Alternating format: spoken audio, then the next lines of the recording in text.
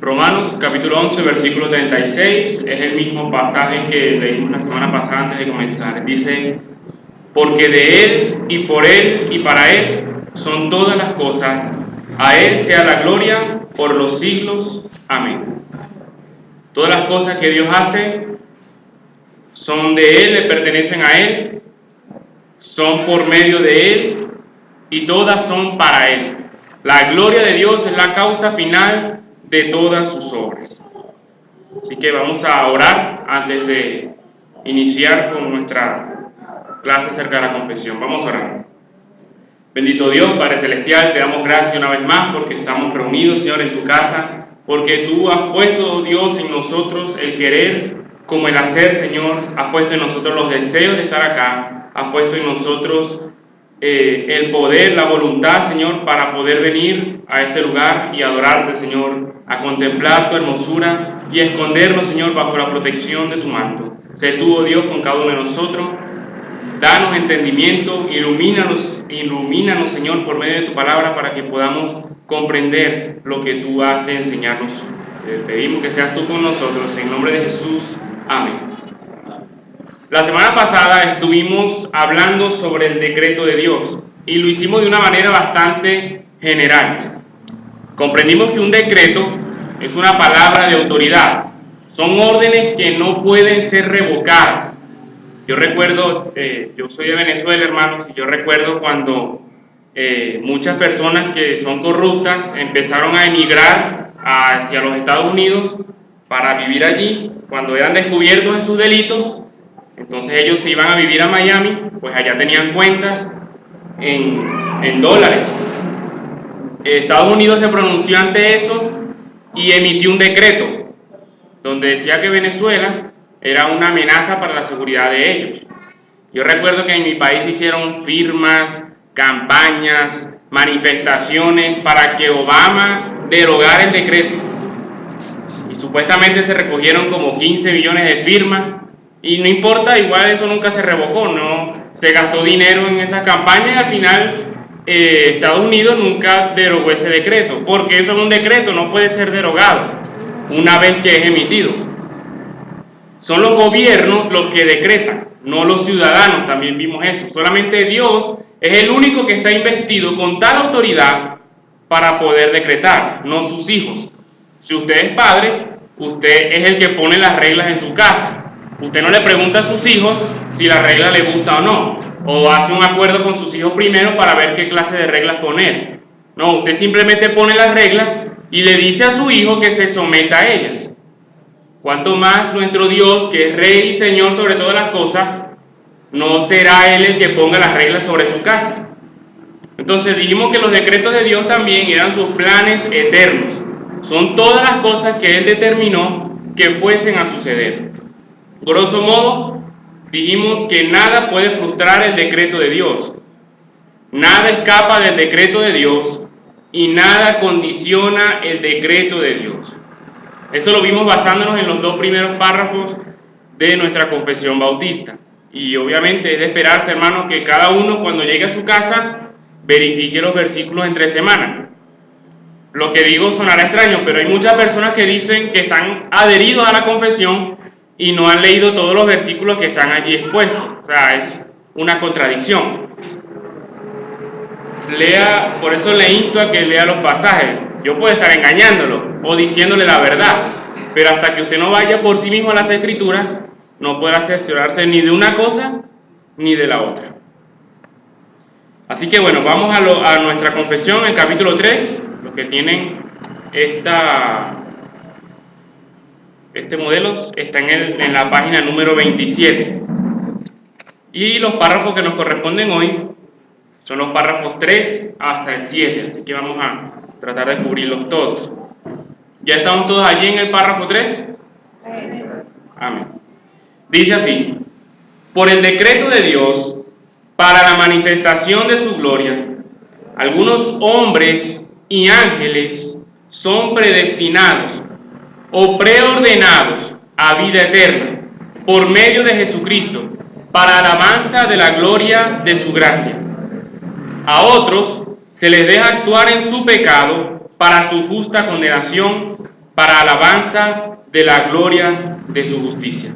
Como bien ya vimos y leímos hoy nuevamente en Romanos 11:36, la gloria de Dios es la causa final de todos sus decretos. De Él, por Él y para Él son todas las cosas. Así que lo que estamos viendo ahora es que Dios, queriendo ser glorificado, queriendo manifestar su gloria, ha elegido o ha predestinado a hombres para vida eterna. Vamos a definir la elección. Podemos decir que la elección es un acto de Dios hecho antes de la creación del mundo, mediante el cual Dios mismo elige a algunas personas para ser salvas, no porque haya visto méritos en ellos, sino porque es su soberano deseo. Por favor, acompáñenme al libro de Efesios, a la carta del apóstol Pablo, mejor dicho, a los Efesios, capítulo 1. De ahí obtenemos una definición un poco más clara. Efesios capítulo 1, versículos 1 al 6.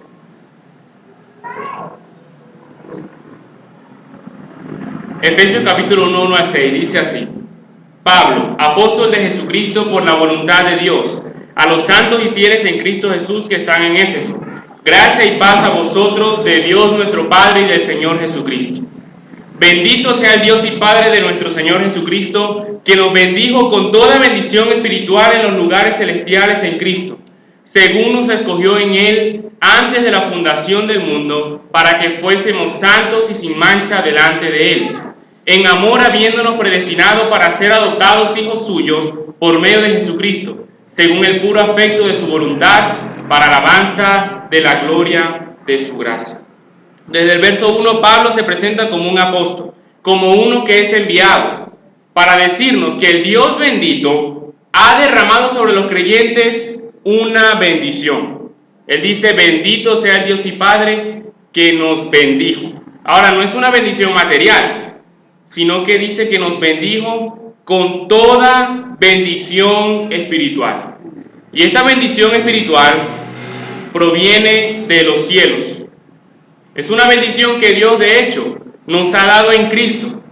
Y Pablo dice que el Dios y el Padre, desde los mismos cielos, ha derramado sobre nosotros una bendición espiritual. Ha derramado una bendición sobre todos aquellos que están en Cristo, es decir, sobre todos aquellos que están unidos a Cristo. Ahora, ¿cuál es esa bendición espiritual? ¿Cuál es esa bendición de la que nos habla el apóstol Pablo, que Dios mismo ha dado desde los cielos? Versículo 4 dice: según nos escogió en Él, antes de la fundación del mundo, para que fuésemos santos y sin mancha delante de Él. Es elección. La bendición es la elección. Dios, desde antes de la fundación del mundo, nos escogió y nos unió a Cristo. Note una vez más, esta elección fue hecha antes de la fundación del mundo, antes de que el mundo fuese. Es decir, no hubo ninguna influencia en Dios, no hubo ningún mérito humano que hubiese inclinado a Dios a elegir. Por eso es que la expresión del apóstol en Cristo no significa creer en Cristo, porque nadie pudo haber creído en Cristo antes de la fundación del mundo. Él nos unió a Cristo antes de que el mundo fuese hecho. El versículo 5 dice: en amor, habiéndonos predestinado para ser adoptados hijos suyos por medio de Jesucristo, según el puro afecto de su voluntad. Ahora dice que no solamente nos escogió, sino que también nos predestinó. La palabra es proorizo, lo mismo que significa marcar un horizonte. Quiere decir que Dios no solamente nos escogió, sino que nos fijó un destino. Dios nos marcó un destino. Y ese destino era encontrarnos con Jesucristo, unirnos a Él por la fe, para ser adoptados por Él, para vivir en santidad y estar sin mancha delante de Él. Todo eso lo vemos en el párrafo 3. Dios Y el versículo 6 de Efesios dice que Dios lo hizo ¿para qué? ¿Qué dice el versículo 6 de Efesios? Para alabanza de Para alabanza de su gloria. ¿Por qué Dios nos escogió? Porque Él quería glorificarse a sí mismo. Él quería manifestar la gloria de su gracia. Así que entonces entendemos que elección es el acto de Dios hecho antes de la fundación del mundo, por el cual Él escoge a algunos hombres para unirlos a Jesucristo, para salvarlos. El párrafo 4 de nuestra confesión dice: estos ángeles y hombres, así predestinados y preordenados, están designados particular e inalterablemente, y su número es tan cierto y definido que no se puede aumentar ni se puede disminuir. El párrafo 4 nos da un aspecto de la elección. Nos dice que la elección es individual. La elección es particular. Leo de nuevo. Estos ángeles y hombres así predestinados y preordenados están designados particular e inalterablemente. Y su número es tan cierto que no se puede aumentar ni disminuir. Eso nos hace, podemos hacer una pregunta. ¿Dios escogió grupos o escogió individuos? ¿Escogió personas específicas o escogió a la iglesia como un todo? El párrafo 4 obviamente nos enseña que la elección es particular. ¿Por qué creemos que la elección es particular? ¿O por qué los autores de la confesión creyeron que la elección era particular? Si decimos que Dios solamente escogió grupos, sería algo ilógico, porque si uno del grupo se perdiera, entonces todo el grupo podría perderse también, y al mismo tiempo sería antibíblico, que eso es lo más importante. Vamos al libro de Juan, el Evangelio según San Juan, capítulo 13, versículo 18. Jesucristo hablando con sus discípulos luego de lavar sus pies, dice que se quebrantó en extremo y dijo que uno de ellos lo iba a entregar. Ellos empezaron a preguntarse que quién sería. El versículo 17 dice: si sabéis estas cosas, le dice Jesús, lo que Él les ha enseñado, bienaventurados seréis si las hiciereis. Versículo 18: no hablo de todos vosotros, yo sé a quienes he elegido, mas para que se cumpla la escritura, el que come pan conmigo levantó contra mí su calcañar. Cristo dice: no hablo de todos ustedes, yo sé a quienes he elegido. Lo cual nos enseña que la elección es particular. Lo vemos incluso cuando Él escogió a los apóstoles. Él no dijo: hey, ese grupo que está por allá, véngase conmigo. Cristo dijo, llamó a Mateo y le dijo: sígueme. A los hijos de Zebedeo, a Juan y Jacobo los vio y les dijo: venid en pos de mí, los haré pescadores de hombres. Lo mismo hizo con Pedro, con Bartolomé y así con los 12 discípulos. Él escogió a cada uno en particular. Otro pasaje que también puede darnos claridad al respecto está en 2 de Corintios, Primera de Corintios, capítulo 7, perdón.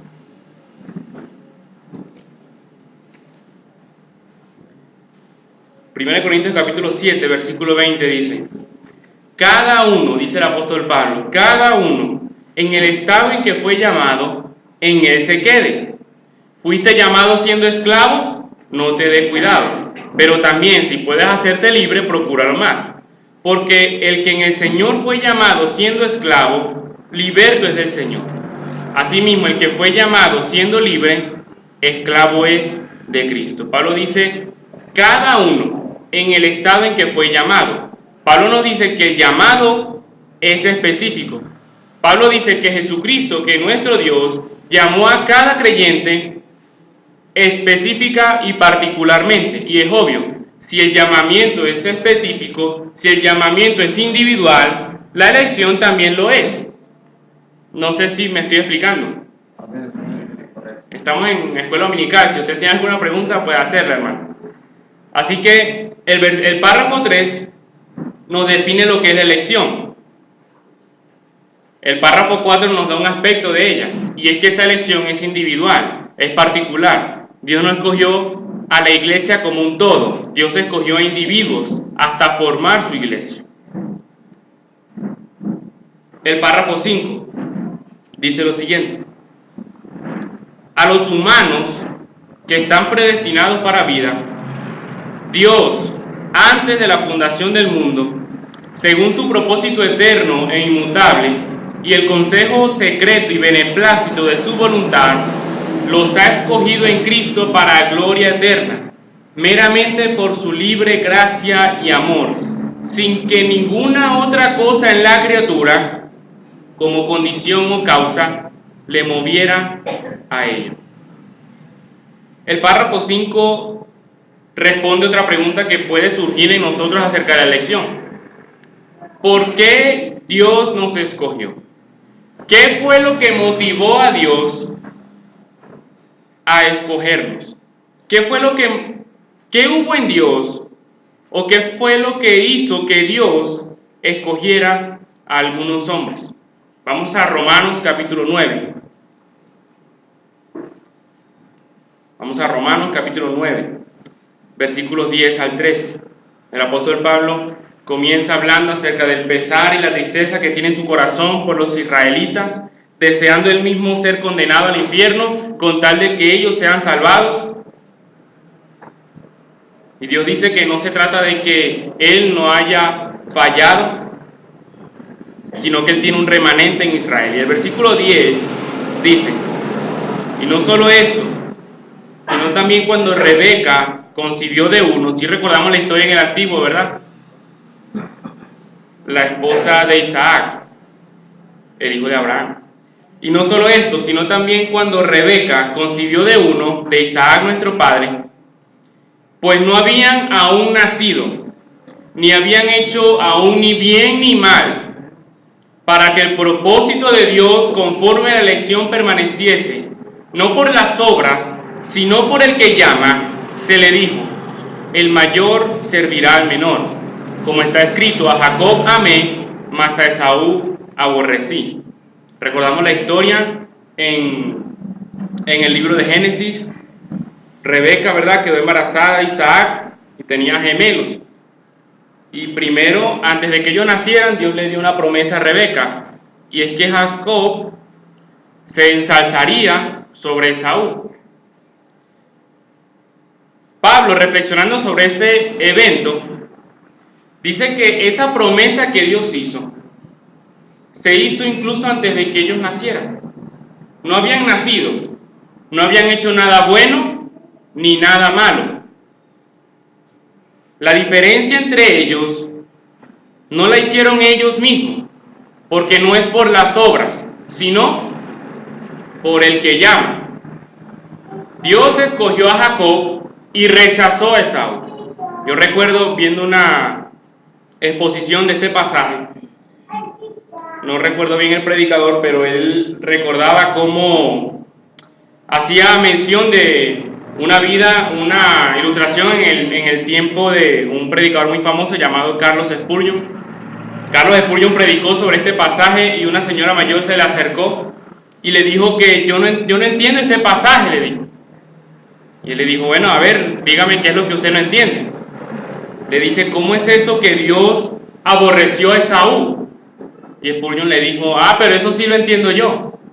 Yo lo que no entiendo es cómo Dios amó a Jacob. Porque todos los hombres son dignos del aborrecimiento de Dios.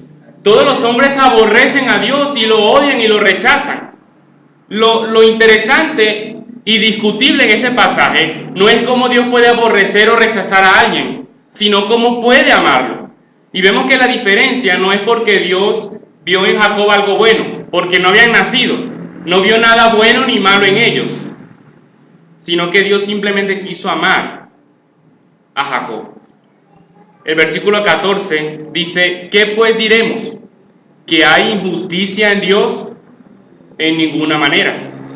Pues a Moisés dice: tendré misericordia del que yo tenga misericordia, y me compadeceré del que yo me compadezca. Así que no depende del que quiere, ni del que corre, sino de Dios que tiene misericordia. Según el apóstol Pablo, él está diciendo que la salvación de un hombre no depende de cuánto él se esfuerce o de cuánto él pueda desearlo o correr, sino de la misericordia de Dios. Fuera de la misericordia de Dios, nadie quiere ser salvado. Pablo dice que no depende de nadie, sino de Dios que tiene misericordia. Vamos, acompáñame también, hermano, al libro de Primera de Pedro, la primera carta del apóstol Pedro, capítulo 1. Pablo enseña claramente en Romanos 9, como acabamos de leer, que los hombres son escogidos no por algo visto en ellos, no porque Dios haya visto algo en ellos. No es que Dios vio al futuro y vio que Jacob iba a obedecer y vio también que Esaú iba a desobedecer. Entonces Dios dijo, bueno, como Jacob sí me va a hacer caso, como Jacob sí me va a obedecer, entonces yo lo voy a escoger para mí. Pablo dice que no es por obras. En este caso sería una elección por obras previstas. Algunos que consideran esta corriente como bíblica, es decir, que Dios vio al futuro y ve quién va a aceptarlo y quién va a rechazarlo, entonces Dios ve al futuro y ve quién lo va a aceptar, entonces lo escoge, toman como fundamento el pasaje de Primera de Pedro, versículos 1 y 2, dice así, del capítulo 1. Pedro, apóstol de Jesucristo, a los expatriados de la dispersión en el Ponto, Galacia, Capadocia, Asia y Bitinia, elegidos según la presciencia de Dios Padre, en santificación del Espíritu, para obedecer y ser rociados con la sangre de Jesucristo. Gracia y paz os sean multiplicadas. La palabra presciencia ahí es prognosis, o sea, un conocimiento previo. Entonces ellos dicen, bueno, ahí está claro. Dice que Dios nos eligió según su presciencia, es decir, Dios ve anticipadamente, que es lo que significa presciencia, conocimiento antes, preconocimiento. Dios conoce anticipadamente lo que los hombres van a hacer. Y si Él ve que el pastor Alonso va a ser salvo, entonces, o va a aceptarlo, entonces Dios lo escoge.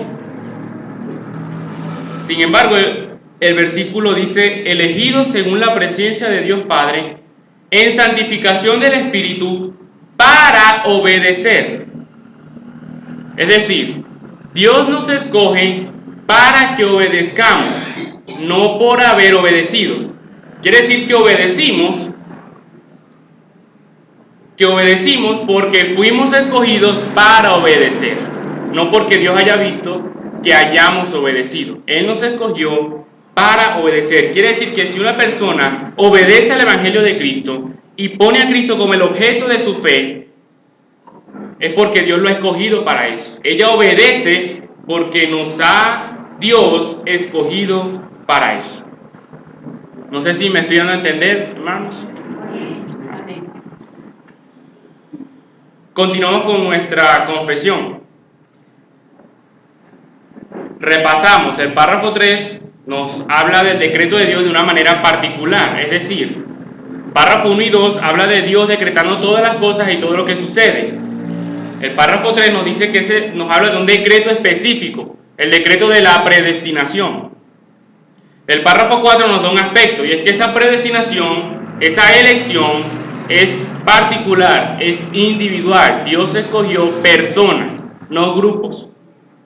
El párrafo 5 nos dice por qué Dios escogió, qué es lo que motivó a Dios.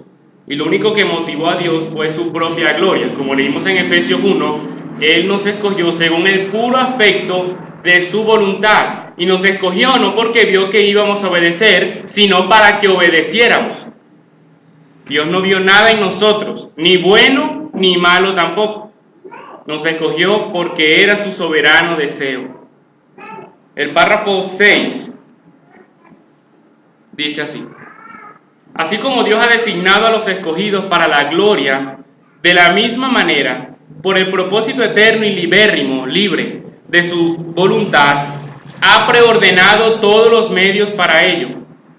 Por lo tanto, los que son escogidos, habiendo caído en Adán, son redimidos por Cristo, eficazmente llamados a la fe en Cristo por su Espíritu obrando a su debido tiempo. Son justificados, adoptados, santificados y guardados en su poder, mediante la fe para salvación, Nadie más es redimido por Cristo o eficazmente llamado, justificado, adoptado, santificado y salvado, sino solamente los escogidos.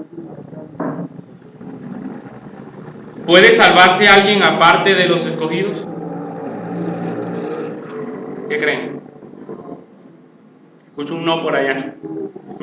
Obviamente la pregunta es un rotundo no, pero tenemos que entender qué significa. No significa que Dios está impidiendo activamente que los hombres sean salvados, sino que es la gracia de Dios y su elección lo único que hace que los hombres deseen ser salvados. En otras palabras, fuera de la misericordia electiva de Dios, nadie quiere ser salvo. Si Dios ha escogido y ha designado ya a escogidos, según lo que estamos leyendo, para gloria, ¿eso significa que los escogidos serán salvos como sea, sin importar lo que hagan? ¿Serán salvos como sea?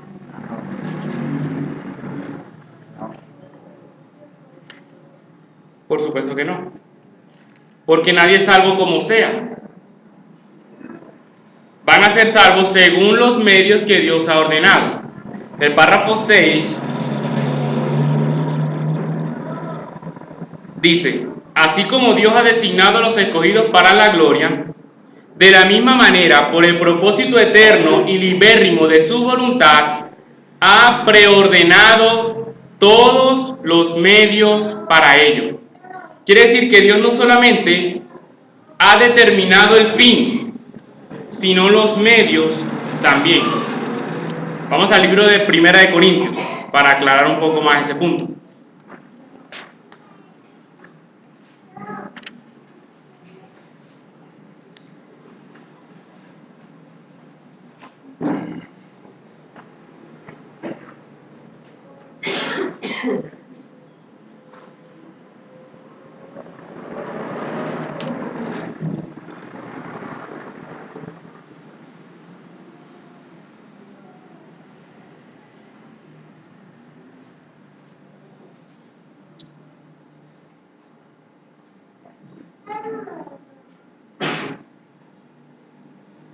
Ok, 1 Corintios capítulo 1 versículo 20, dice así: ¿dónde está el sabio? ¿Dónde está el escriba? ¿Dónde está el disputador de este mundo? ¿No ha enloquecido Dios la sabiduría del mundo? Pues ya que en la sabiduría de Dios el mundo no conoció a Dios mediante la sabiduría, agradó a Dios salvar a los creyentes por la locura de la predicación. Quiere decir que los escogidos no son salvos como sea, sino que serán salvados por medio de la predicación del Evangelio. Porque así como Dios ha ordenado el fin, también ha ordenado los medios para esos fines. Por ejemplo, otro ejemplo muy claro, la Escritura enseña que Dios es quien nos provee el alimento, o que no debemos preocuparnos por lo que hemos de comer o vestir, porque Dios nuestro Padre sabe que tenemos necesidad de estas cosas. Pero también la Escritura nos enseña que el que no trabaja, que no coma. ¿Qué significa eso? Que Dios es quien nos provee el alimento y el vestido, pero el medio que Dios ha ordenado para conseguir eso es el esfuerzo y el trabajo. De la misma manera, Dios ha ordenado que cierto número de creyentes, hombres, sean salvados, y el medio para que ellos alcancen la salvación es la predicación del Evangelio. ¿Entendido ese punto allí? Otra pregunta: ¿podemos saber si somos elegidos? Por supuesto que sí. ¿Cómo saber si somos elegidos? Bueno, si vemos los frutos de la elección en nuestra vida, podemos tener la plena certeza de que Dios nos ha escogido. Fe en Cristo, santidad, perseverancia, servicio a Dios y fidelidad son cosas que solo pertenecen a los elegidos. Uno de los errores es cuando hacemos solamente un énfasis en que Dios nos ha escogido para salvación. Entonces usted cree que es salvo, o usted se siente salvo, y usted piensa que es elegido. Pero si usted no está sirviendo a Dios, porque Él nos escogió para que fuésemos hechos a la imagen de Cristo. Él nos escogió también no solamente para ser salvos, sino para vivir en santidad, para vivir en fidelidad, para honrarlo a Él con nuestras vidas. Y si estas cosas están ausentes en nuestros corazones, la respuesta es que obviamente estamos muertos en nuestros pecados. Él nos escogió para que fuésemos santos, para que viviésemos sin mancha delante de Él. ¿Alguna pregunta hasta ahora? No sé si todo está entendido, hermanos. Amén. ¿Cómo se presenta en las Escrituras esta doctrina? ¿Cómo presentan las Escrituras la doctrina de la elección? En primera instancia, como un consuelo. Romanos capítulo 8. Vamos a Romanos capítulo 8, versículo 28. Dice así: y sabemos que a los que aman a Dios, todas las cosas les ayudan a bien. A veces usamos este pasaje para consolar a gente inconversa que está pasando por dificultades. Pero las cosas ayudan a bien es para los que aman a Dios. ¿Y quiénes son los que aman a Dios? Los que conforme a su propósito son llamados. Versículo 29 dice: porque a los que antes conoció, una vez más vemos la elección, también los predestinó para que fuesen hechos conformes a la imagen de su Hijo, para que sea el primogénito entre muchos hermanos. Y a los que predestinó, a estos también llamó. Y a los que llamó, a estos también justificó. Y a los que justificó, a estos también glorificó. Según este pasaje vemos una cadena de oro. Si vemos al pasado, en este pasaje, si vamos al pasado, dice que Dios nos conoció y nos predestinó, nos llamó y nos justificó también. Y si vemos al futuro, dice que a los que justificó, también ¿qué? También los glorificó. Quiere decir que desde la eternidad hasta la eternidad, Dios siempre ha actuado en favor de sus escogidos, ha actuado a favor de su pueblo. En una forma, el apóstol Pablo nos presenta la doctrina de la elección como un consuelo para los creyentes. Los que hemos sido escogidos, aquellos a los cuales Dios ha llamado para que sean salvados, Dios siempre va a obrar en favor nuestro. Por eso el apóstol dice: ¿qué pues diremos a esto? Si Dios por nosotros, si Dios desde antes de la fundación del mundo hasta que este mundo acabe siempre ha actuado a favor nuestro, ¿quién contra nosotros? Nadie podrá contra el pueblo de Dios. También eso se lo prometió Cristo a Pedro, ¿no? Las puertas del Hades no prevalecerían ante la iglesia jamás, porque Dios siempre va a actuar a favor de su pueblo. ¿Cómo se nos muestra esta doctrina? Como un motivo de alabanza. Primera de Tesalonicenses capítulo 1.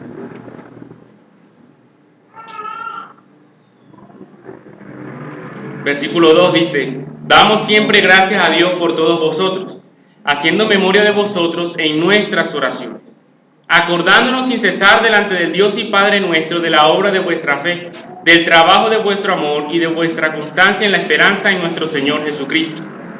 Y Pablo dice: porque conocemos, hermanos amados de Dios, vuestra elección. Pablo le dice a los tesalonicenses: hermanos, nosotros, Pablo, Silvano y Timoteo, los del verso 1, nosotros sabemos que Dios los ha escogido. Ahora, ¿cómo es que Pablo supo eso? Versículo 5. Pues nuestro evangelio no llegó a vosotros en palabras solamente, sino también en poder, en el Espíritu Santo y en plena certidumbre, como bien sabéis cuáles fuimos entre vosotros por amor de vosotros. Pablo dice: hermanos, nosotros sabemos que Dios los escogió, porque cuando vinimos a predicar el evangelio, ustedes no solamente lo predicamos con poder, sino que ustedes recibieron la palabra con plena certidumbre de fe. Pablo fue y predicó el evangelio y ellos creyeron. Y como creyeron, Pablo supo que ellos habían sido escogidos por Dios desde antes de la fundación del mundo. Y luego en su última carta y segunda carta a los tesalonicenses, segunda de Tesalonicenses 2:13, dice: pero nosotros debemos dar siempre gracias a Dios respecto a vosotros, hermanos amados por el Señor, de que Dios os haya escogido desde el principio para salvación, mediante la santificación por el Espíritu y la fe en la verdad. Se nos presenta la elección no como un motivo para disputar con otros, sino como un motivo para ser consolados y para dar gracias a Dios. Pablo dice, debemos dar siempre gracias a Dios de que Él nos haya escogido. Y en tercer lugar, la doctrina de la elección se presenta en las Escrituras como un estímulo para la predicación del Evangelio, para la evangelización. Segunda de Timoteo, capítulo 2.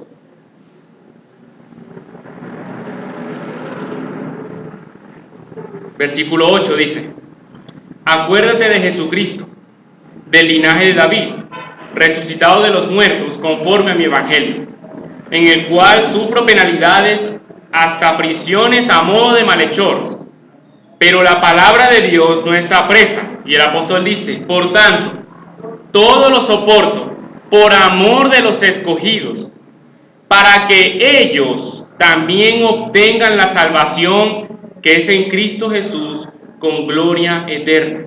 ¿Por qué la doctrina de la elección nos estimula a evangelizar antes de llevarnos a la pereza? Porque podemos tener la seguridad de que cuando salgamos a predicar el Evangelio va a haber resultados. El éxito de nuestro trabajo evangelístico no reside en nosotros, sino en el hecho de que Dios ha escogido. Y por eso vale la pena sufrir, dice el apóstol Pablo, porque yo sé que si predico va a haber salvación, porque Dios, donde se está predicando su palabra, Él va a reunir a sus escogidos. ¿Cómo llegó Pablo a esa conclusión? En el libro de Hechos, capítulo 18, él entra en la ciudad de Corinto.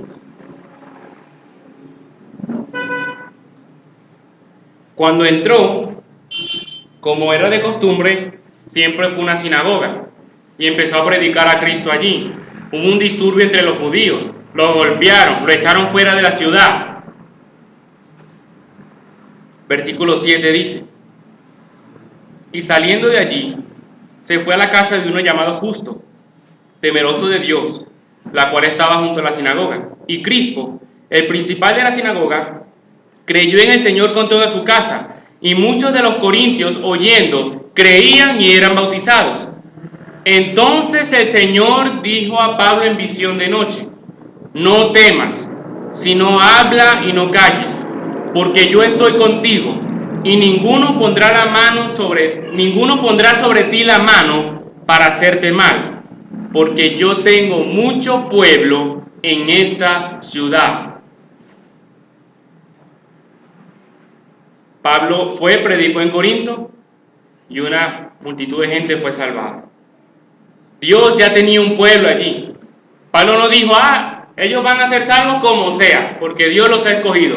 No, Dios los ha escogido y los va a llamar por medio de la predicación del Evangelio. Por eso Pablo dice, todo lo soporto, por eso sufro penalidades, por amor a los escogidos, porque yo quiero que ellos también obtengan la salvación. Así que si esta doctrina nos está llevando a la pereza, seguramente hay un error en algunos de los puntos que estamos creyendo, porque según las Escrituras se nos enseña que esta doctrina es un estímulo para predicar el Evangelio. Nuestra oración, hermanos, debe ser que Dios reúna a sus escogidos.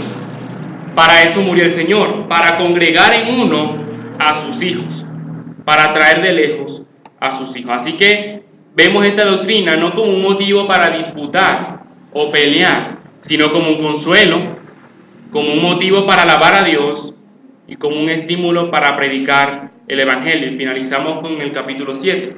Por las mismas cosas que he dicho al principio y que acabo de mencionar sobre la pereza, se hace una exhortación en el párrafo 7 y dice, la doctrina del profundo misterio de la predestinación debe tratarse con especial prudencia y cuidado, para que los hombres, al ocuparse de la voluntad de Dios revelada en su palabra y al obedecerla, puedan, por la certidumbre de su llamamiento eficaz, estar seguros de su elección eterna.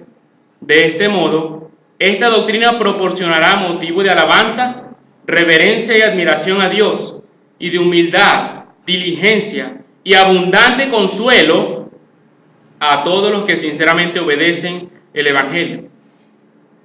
Así que todos los que hemos venido a Cristo podemos estar seguros de que Dios nos ha escogido. Y si vemos los frutos de esa elección en nosotros, cuánta mayor certeza podemos tener. Y si hay alguno aquí que no está en Cristo, no debe preocuparse por el hecho de si es escogido o no. La única preocupación que debes tener es que estás perdido en tus pecados y vas camino a condenación. Y Cristo con los brazos abiertos te dice: todo aquel que quiere venir a mí, no le echo fuera. Así que si quieres saber si eres un escogido o no, arrepiéntete y cree en el Señor Jesucristo y serás salvado. ¿Alguna pregunta, hermanos? ¿No? Vamos a orar, hermanos.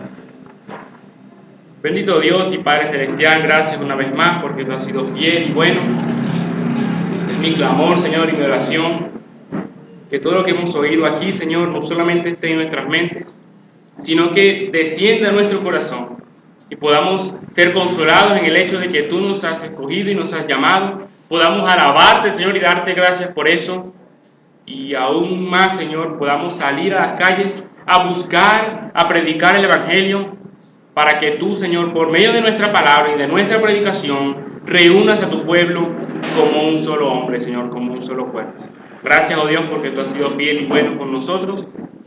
Sigue obrando y guiando, Señor, este servicio, que es para tu honra y tu gloria. En nombre de Jesús. Amén.